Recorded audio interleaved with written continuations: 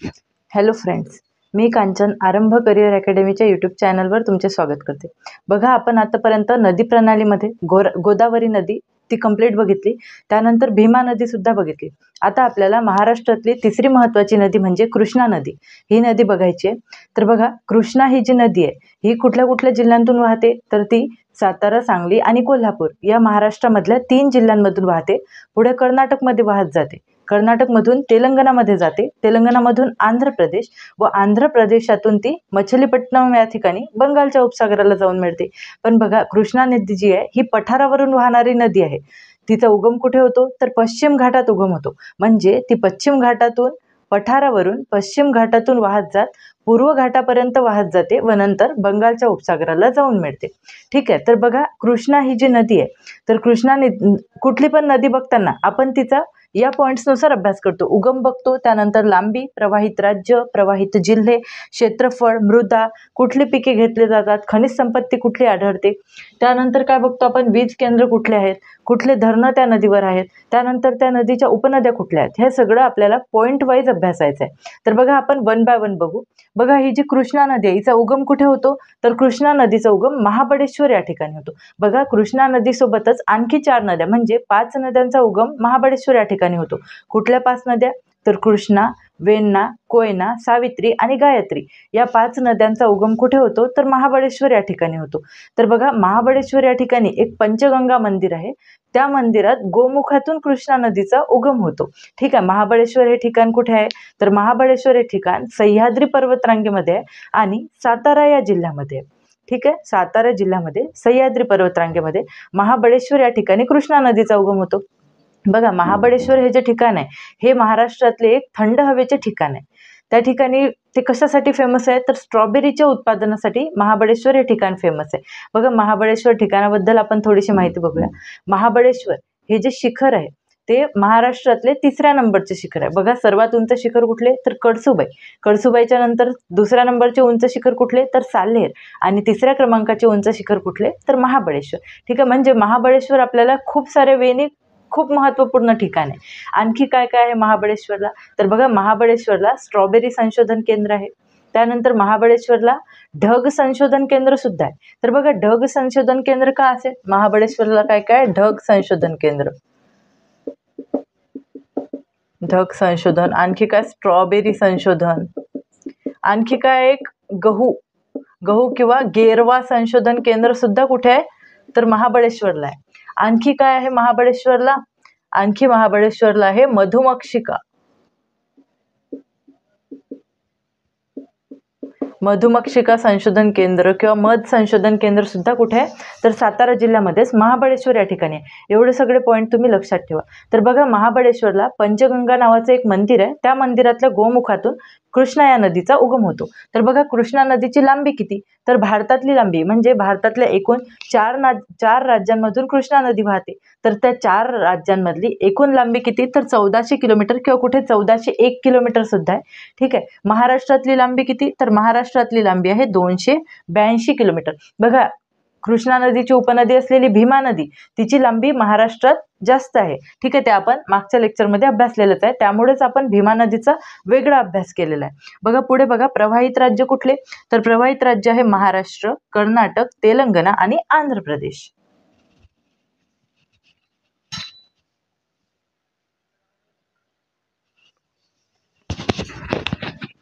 प्रवाहित राज्य कुठले, महाराष्ट्र, कर्नाटक, तेलंगणा आणि आंध्र प्रदेश. तर बघा, महाराष्ट्रातून ही नदी वाहते, तर महाराष्ट्रातल्या कुठल्या जिल्ह्यांमधून वाहते, तर सातारा, सांगली आणि कोल्हापूर. बघा, कृष्णा नदीचे क्षेत्रफळ किती, तर कृष्णा नदीने भारताच्या 8% क्षेत्रफळ व्यापले आहे. ते म्हणजे किती, तर 2,58,948 म्हणजे 2,59,000 स्क्वेअर किलोमीटर एवढे क्षेत्रफळ कृष्णा नदीने व्यापले. तर महाराष्ट्रातील किती क्षेत्रफळ, तर 69,425 स्क्वेअर किलोमीटर एवढे क्षेत्रफळ कृष्णा नदीने व्यापले. तर बघा, आता कृष्णा ही जी नदी आहे या नदीने गाळ वाहून आणलेला आहे. त्यामुळे महाराष्ट्राची जी मूळ मृदा आहे ती बेसिक प्रकारची म्हणजे बेड सॉल्टने बनलेली काळी किंवा रेगूर मृदा आहे. पण कृष्णा नदीने जो गाळ वाहून आणला त्यामुळे कृष्णा नदी खोऱ्यात जी मृदा आहे ती संचयित गाळाची मृदा आहे. कुठली मृदा? गाळाची मृदा, पण कशी? संचयित गाळाची, म्हणजे गाळाचा संचय होऊन तयार झालेली मृदा. म्हणजे कुठली मृदा? तर संचयित गाळाची मृदा. ठीक आहे. काही तालुक्यांमध्ये ही जी मृदा आहे गाळाची मृदा आणि काही तालुक्यांमध्ये जांभी मृदा सुद्धा आढळते. जांभी मृदा कुठे? तर कोल्हापूर जिल्ह्याच्या दक्षिणेला जे काही तालुके आहेत, चंदगड तालुका, गडहिंग्लज तालुका, असे जे तालुके आहेत दक्षिण भागामध्ये जिथे खूप जास्त पाऊस पडतो तिथे जांभी मृदा सुद्धा आपल्याला बघायला मिळते. ठीक आहे. आता मृदेवरून ठरत असतं की त्या पर्टिक्युलर एरियामध्ये कुठले पिकं घेतल्या जातील. तर बघा, प्रमुख पीक, तर बघा आता कृष्णा नदीचं खोरं जे आहे ते गाळाचा प्रदेश आहे, त्यामुळे तिथे खूप चांगले पिके घेतले जातात. पण वैशिष्ट्यपूर्ण 2 पिके घेतली जातात. कोल्हापूर जिल्ह्यामध्ये तंबाखू आणि सांगली जिल्ह्यामध्ये हळद. ह्या गोष्टी खूप इम्पॉर्टंट आहे, तर हे तुम्ही लक्षात ठेवा. पिके कुठले घेतले जातात? कोल्हापूर जिल्ह्यामध्ये तंबाखू आणि सांगली जिल्ह्यामध्ये हळद. त्यानंतर बघा, खनिज संपत्ती कुठली आढळते? तर कृष्णा नदीचं हे जे खोरं आहे हे खनिज संपन्न खोरं अशी त्याची काही ओळख नाही. त्यामुळे काय होते की कोल्हापूर जिल्ह्यामध्ये बॉक्साईट हे खनिज आढळतं व काही खनिज आहेत की जे थोड्याफार प्रमाणात आढळतात. पण महत्त्वाचे काय आहे तर कोल्हापूर जिल्ह्यामध्ये बॉक्साईट हे खनिज तुम्हाला आढळते. त्यानंतर बघा, वीज केंद्र कुठले आहेत? कृष्णा नदीच्या खोऱ्यामध्ये कोयना हे वीज केंद्र आहे, जे सातारा जिल्ह्यामध्ये आहे. कोयना नदीवर आहे. तिथे जलविद्युत प्रकल्प आहे व कोयना नदीचा जो जलाशय आहे त्या जलाशयाला म्हणजे कोयना जलविद्युत प्रकल्प ज्या डॅमवर आहे त्या जलाशयाला शिवसागर म्हणतात, शिवसागर डॅम म्हणतात. ठीक आहे, किंवा शिवसागर जलाशय म्हणतात. हे जे कोयना जलाशय आहे याच्यावर लेक टॅपिंगचा प्रयोग व्यवस्थितरित्या केलेला आहे, तो पण 2 वेळा. आशियातील पहिला लेक टॅपिंगचा प्रयोग या कोयनावर कुठला? लेक टॅपिंग. आशिया खंडामधला पहिला लेक टॅपिंगचा प्रयोग जर कुठे करण्यात आला तर तो या कोयना धरणावर करण्यात आलेला आहे. ठीक आहे. त्यानंतर बघा, दूधगंगा हे एक जलविद्युत केंद्र आहे जे की कोल्हापूर जिल्ह्यात आहे. त्यानंतर तिलारी जलविद्युत केंद्र आहे, ते सुद्धा कोल्हापूर जिल्ह्यात आहे. हे जे तिलारी आहे हे कोल्हापूर आणि सिंधुदुर्ग या 2 जिल्ह्यांची बाउंड्री शेअर करतं. म्हणून काही ठिकाणी तिलारी हे सिंधुदुर्गमध्ये पण दाखवलं जातं आणि काही ठिकाणी तिलारी हे कोल्हापूर या ठिकाणी सुद्धा दाखवलं जातं. हे बघा, हे आपण कृष्णा नदीची थोडी माहिती बघितली. बघा, आपल्याला पुढे कृष्णा नदीच्या खोऱ्याचा अभ्यास करायचा आहे. कृष्णा नदी खोऱ्यात कोणकोणत्या नद्या आहेत आणि कोणत्या नद्या कुठे उगम पावतात व त्यांचा संगम कुठे होतो हे आपल्याला अभ्यासायचं आहे. तर बघा, कृष्णा नदी ही जी आहे हिचा उगम कुठे होतो तर महाबळेश्वर या ठिकाणी. महाबळेश्वर या ठिकाणी 5 नद्यांचा उगम होतो. कृष्णा, कोयना, वेण्णा, सावित्री, गायत्री या 5 नद्यांचा उगम कुठे होतो तर महाबळेश्वर या ठिकाणी होतो. तर बघा, महाबळेश्वर या ठिकाणावरून कृष्णा नदी वाहत निघते. तिला वेण्णा नदी मिळते, त्यानंतर कोयना मिळते, त्यानंतर वारणा नदी, त्यानंतर पंचगंगा, मग दूधगंगा, घटप्रभा, ताम्रपर्णी, हिरण्यकेशी ह्या काही उपनद्या ह्या कुठून मिळतात तर बघा, ह्या कुठून मिळतात तर उजव्या किनाऱ्याने मिळतात. कुठला किनारा? उजव्या किनाऱ्याने, म्हणजे दक्षिण बाजूने मिळतात. व उत्तरेकडून म्हणजे डाव्या किनाऱ्याने मिळणाऱ्या नद्या कुठल्या? येरळा नदी आणि भीमा नदी. परंतु भीमा ही जी नदी आहे ही कृष्णाची प्रमुख उपनदी आहे व कृष्णाची सर्वात जास्त लांबीची उपनदी कुठली तर भीमा नदी. परंतु ही नदी जी आहे हिचा महाराष्ट्रात आपण वेगळा अभ्यास करतो. कृष्णा नदीच्या आधीच आपण भीमा नदीचा महाराष्ट्राच्या व्ह्यूने वेगळा अभ्यास ऑलरेडी केलेला आहे. तर भीमा आणि कृष्णाचा संगम कुठे होतो तर कुरगुड्डी, रायचूर या ठिकाणी, जे ठिकाण कुठे आहे तर कर्नाटकामध्ये. ठीक आहे. तर इथे आपण भीमा ही नदी अभ्यासणार नाही, इथे आपण फक्त एवढ्या नद्या अभ्यासणार आहोत जे या बाजूला लिहिलं आहे. ठीक आहे. आणि येरळा ही जी नदी आहे ही कुठे उगम पावते तर म्हस्कोबाचा डोंगर कुठे तर फलटणमध्ये. फलटण कुठे आहे तर सातारा जिल्ह्यामध्ये. ठीक आहे. सातारा जिल्ह्यातील फलटण या ठिकाणी म्हस्कोबाच्या डोंगरावर येरळा या नदीचा उगम होतो. येरळा नदी वाहते कृष्णा नदीला कुठे मिळते तर कृष्णा येरळा नदीचा संगम आहे ब्रह्मनाड या ठिकाणी. हे ठिकाण कुठे आहे तर सांगली जिल्ह्यामध्ये. ठीक आहे. हे तुम्ही लक्षात घ्या. आणि येरळा नदी कृष्णा नदीला कुठल्या बाजूने मिळते तर डाव्या किनाऱ्याने मिळते. ठीक आहे, डाव्या किनाऱ्याने मिळते. तर बघा, वेण्णा ही जी नदी आहे, वेण्णाचा उगम कुठे होतो महाबळेश्वरला. कृष्णा वेण्णा संगम कुठे आहे? कृष्णा वेण्णा संगम होतो माहुली या ठिकाणी, जिल्हा सातारा. कृष्णा वेण्णा संगम कुठे आहे? माहुली, जिल्हा सातारा. त्यानंतर पुढची नदी बघा, कोयना नदी. कोयना नदीचा उगम सुद्धा कुठे होतो तर महाबळेश्वर या ठिकाणी. कोयना आणि कृष्णाचा संगम कुठे आहे तर कराड या ठिकाणी, जिल्हा कुठला तर सातारा. कराड, जिल्हा सातारा. बघा, कराड म्हणजेच हे जे ठिकाण आहे याला काय म्हणतात तर प्रीती संगम म्हणतात. या ठिकाणाला काय म्हणतात? प्रीती संगम. इथे महाराष्ट्राचे जे पहिले मुख्यमंत्री होते यशवंतराव चव्हाण त्यांचं हे समाधी स्थळ आहे, ठीक आहे, प्रीती संगम कराड हे ठिकाण. त्यानंतर बघा वारणा नदी. वारणा नदीचा उगम कुठे होतो, तर वारणा नदीचा सह्याद्रीमधलंच एक ठिकाण आहे प्रचितगड. त्या प्रचितगड या ठिकाणी वारणेचा उगम होतो आणि वारणा कृष्णा संगम कुठे होतो, तर हरिपूर या ठिकाणी. जिल्हा कुठला, तर सांगली. सांगली जिल्ह्यातील हरिपूर या ठिकाणी वारणा आणि कृष्णा नदीचा संगम होतो. पुढे बघा, पुढची उपनदी आहे पंचगंगा. पंचगंगा ही जी नदी आहे ही कोल्हापूर जिल्ह्याची जीवनदायिनी या नावाने प्रसिद्ध आहे.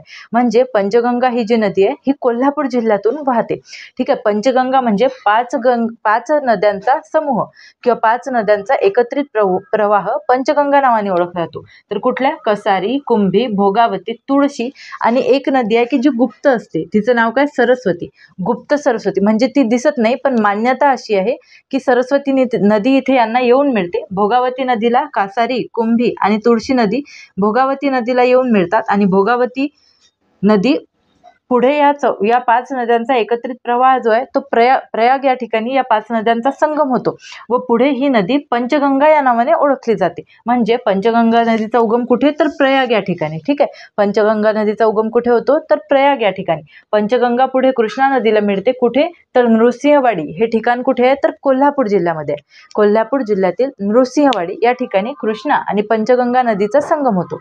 त्यानंतर पुढची नदी आहे दूधगंगा.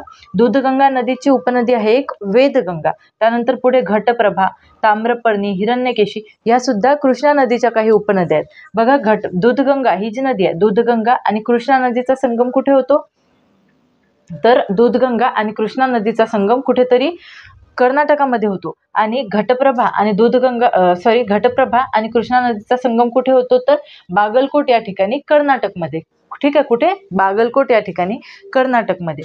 त्यानंतर बघा, ताम्रपर्णी ही जी नदी आहे ही घटप्रभा नदीची उपनदी आहे आणि हिरण्यकेशी ही जी नदी आहे, हिरण्यकेशी ही नदी ही महाराष्ट्रातली दक्षिणेकडे वाहणारी किंवा महाराष्ट्राच्या सर्वात दक्षिणेकडची नदी कुठली, तर हिरण्यकेशी नदी आहे. हिरण्यकेशी नदीचा उगम कुठे होतो, तर आंबोली घाटात सिंधुदुर्ग जिल्ह्यामध्ये. आंबोली घाटात सिंधुदुर्ग जिल्ह्यामध्ये हिरण्यकेशी नदीचा उगम होतो. बघा, हे संगम स्थळे तुम्ही लक्षात ठेवा. डायरेक्टली तुम्हाला एक्झाममध्ये क्वेश्चन सुद्धा विचारण्यात आलाय की कृष्णा कोयना नदीचा संगम कुठे होतो, तर ऑप्शन मध्ये कराड लिहायचं, कराड किंवा सातारा जिल्हा, ठीक आहे. कृष्णा वेण्णा संगम माहुली सातारा. त्यानंतर कृष्णा कोयना संगम कराड सातारा. त्यानंतर कृष्णा येरळा संगम ब्रह्मनाळ सांगली. कृष्णा वारणा संगम हरिपूर सांगली. त्यानंतर कृष्णा पंचगंगा संगम नृसिंहवाडी कोल्हापूर. कृष्णा घटप्रभा संगम बागलकोट कर्नाटक. त्यानंतर कृष्णा भीमा संगम कुरुगुड्डी रायचूर जिल्हा आणि कर्नाटक, ठीक आहे. हे आपण भीमा नदीबद्दल आपण ऑलरेडीच माहिती बघितली आहे. तो व्हिडिओ भीमा नदीबद्दल पूर्ण माहिती बघायसाठी तुम्ही मागचा व्हिडिओ बघू शकता, ठीक आहे. त्यानंतर बघा, कृष्णा नदीचं आतापर्यंत बघितलंय. कृष्णा नदीचा उगम कुठून होतो, तर महाबळेश्वर या ठिकाणी. महाबळेश्वर बद्दल सुद्धा आपण खूप सारी इन्फॉर्मेशन बघितलेलीच आहे. बघा, आपल्याला कृष्णा नदी खोऱ्यातील काही धरणे बघायची आहेत. तर बघा, सर्वात महत्त्वाचं धरण आहे धोम धरण. हेच वाई धरण सुद्धा आहे, धोमवाई, कृष्णा नदीवर. जिल्हा कुठला, तर सातारा जिल्हा. त्यानंतर दुसरे महत्त्वाचे धरण आहे येरवडी डॅम. हे पण कृष्णा नदीवरच आहे. कुठला जिल्हा, तर सातारा जिल्हा. त्यानंतर बघा, चांदोली धरण हे कुठल्या नदीवर आहे, तर वारणा नदीवर. वारणा ही कृष्णेची उपनदी आहे. त्यानंतर हे कुठल्या जिल्ह्यात, हे धरण कुठल्या जिल्ह्यात आहे, तर सातारा जिल्ह्यात. बघा, चांदोली हे जे ठिकाण आहे हे सह्याद्री पर्वताच्या कुशीत असलेलं ठिकाण आहे आणि हे राष्ट्रीय उद्यान सुद्धा आहे, चांदोली राष्ट्रीय उद्यान, ठीक आहे. कोयना धरण कोयना नदीवर आहे सातारा जिल्ह्यामध्ये. ही कोयना नदी जी आहे ही महाराष्ट्राची भाग्यलक्ष्मी म्हणून ओळखली जाते, कारण इथे महाराष्ट्रातला सर्वात मोठा जलविद्युत प्रकल्प आहे, ठीक आहे. त्यानंतर बघा, राधानगरी हे धरण कुठल्या नदीवर आहे, तर भोगावती नदीवर. बघा, राधानगरी धरणाचं जे जलाशय आहे त्या जलाशयाचं नाव आहे लक्ष्मी सागर जलाशय आणि हे कोणी बांधलं होतं, तर राजर्षी छत्रपती शाहू महाराजांनी राधानगरी हे धरण बांधले होते. इथे एक अभयारण्य सुद्धा आहे, राधानगरी अभयारण्य. ती रानगव्यासाठी प्रसिद्ध आहे, ठीक आहे. त्यानंतर आता राधानगरी हे धरण कुठल्या जिल्ह्यामध्ये, तर कोल्हापूर जिल्ह्यामध्ये. त्यानंतर कन्हेर धरण हे वेण्णा नदीवर आहे सातारा जिल्ह्यामध्ये. कन्हेर धरण वेण्णा नदीवर सातारा जिल्ह्यामध्ये. त्यानंतर तिल्लारी धरण हे तिल्लारी नदीवर आहे कोल्हापूर जिल्ह्यामध्ये. त्यानंतर बघा, तुळशी धरण हे तुळशी नदीवर आहे कोल्हापूर याच जिल्ह्यामध्ये, ठीक आहे. हे काही महत्त्वाचे धरण आहेत जे कृष्णा नदी खोऱ्यामध्ये आहेत. त्यानंतर बघा, कृष्णा नदी खोऱ्यामधील कृष्णा नदी आणि तिच्या उपनद्यांच्या काठावरील काही ठिकाणं आपल्याला बघायची आहेत. यातली काही ठिकाणं जे आहेत ते पर्यटन स्थळं सुद्धा आहेत आणि धार्मिक पर्यटन स्थळं सुद्धा आहेत. बघा, कृष्णा नदीवर असलेले ठिकाणं कुठले? वाई, कराड, सांगली, मिरज, औदुंबर, नरसोबाची वाडी, कुरुंदवाडा हे ठिकाणं जे आहेत ते कृष्णा नदी काठावर असलेली महत्त्वाची ठिकाणं आहेत. ठीक आहे. यातलं हे जे कराड आहे, कराड इथे एक प्रीती संगम नावाचं ठिकाण आहे. ते यशवंतराव चव्हाण, महाराष्ट्राचे पहिले मुख्यमंत्री यशवंतराव चव्हाण यांचं समाधीस्थळ सुद्धा आहे. ठीक आहे. त्यानंतर बघा, दूधगंगा. दूधगंगा नदीवर असलेलं ठिकाण कुठलं? कागल. ठीक आहे, कागल हे ठिकाण. त्यानंतर बाणगंगा नदीकाठावर असलेलं ठिकाण कुठलं? तर फलटण. त्यानंतर पुढे बघा, मानगंगा नदीवर असलेलं ठिकाण कुठलं? तर दहिवडी. आता बघा, दहिवडी हे नाव सुद्धा आपल्या सर्वांना परिचित आहे. बघा, महाराष्ट्रामध्ये सर्वात कमी पाऊस कुठे पडतो? तर ते दहिवडी या ठिकाणी. आपल्याला हवामान या विभागात हे सर्व अभ्यासायचंच आहे, पण इथे लक्षात ठेवा की मानगंगा नदीकाठी असलेल्या दहिवडी या कोल्हापूर जिल्ह्यातील ठिकाणावर महाराष्ट्रातील सर्वात कमी पाऊस पडतो. त्यानंतर बघा, भोगावती नदीच्या काठावर कुठलं शहर आहे? तर राधानगरी हे ठिकाण आहे, जिल्हा कोल्हापूर. त्यानंतर बघा, हिरण्यकेशी ही महाराष्ट्रातली सर्वात दक्षिणेकडील नदी आहे. ठीक आहे. या नदीकाठावर कुठलं ठिकाण आहे? तर गडहिंग्लज. त्यानंतर बघा, येरडा ही नदी कशी आहे? तर कृष्णा नदीला उत्तरेकडून मिळणारी एकमेव नदी म्हणजे येरडा नदी. ही या नदीच्या काठावर कुठले ठिकाण आहे? तर वडूज हे ठिकाण आहे. त्यानंतर बघा, वेण्णा नदीच्या काठावर असलेलं ठिकाण कुठलं? तर मेढे हे ठिकाण आहे. ठीक आहे. इतकं तुम्ही लक्षात ठेवा. धरणांचा व्यवस्थित अभ्यास करा. कुठलं धरण कुठल्या नदीवर आहे याच्यावर डायरेक्टली तुम्हाला क्वेश्चन्स विचारण्यात आलेले. ठीक आहे. तिल्लारी हे चर्चेमध्ये होतं, याच्यावर सुद्धा क्वेश्चन विचारण्यात आलं होतं. आणि हे बघा, हे कळंबावाडी हे 2023 मध्ये चर्चेत होतं. कळंबावाडी हे 2023 मध्ये चर्चेत होतं, कारण यामधला पाणीसाठा संपला होता. म्हणजे असं पहिल्यांदाच घडलं होतं की कळंबावाडी मधलं पाणीसाठा संपला होता. ठीक आहे. तर ह्या काही गोष्टी आहेत की त्या तुम्ही लक्षात ठेवाव्या.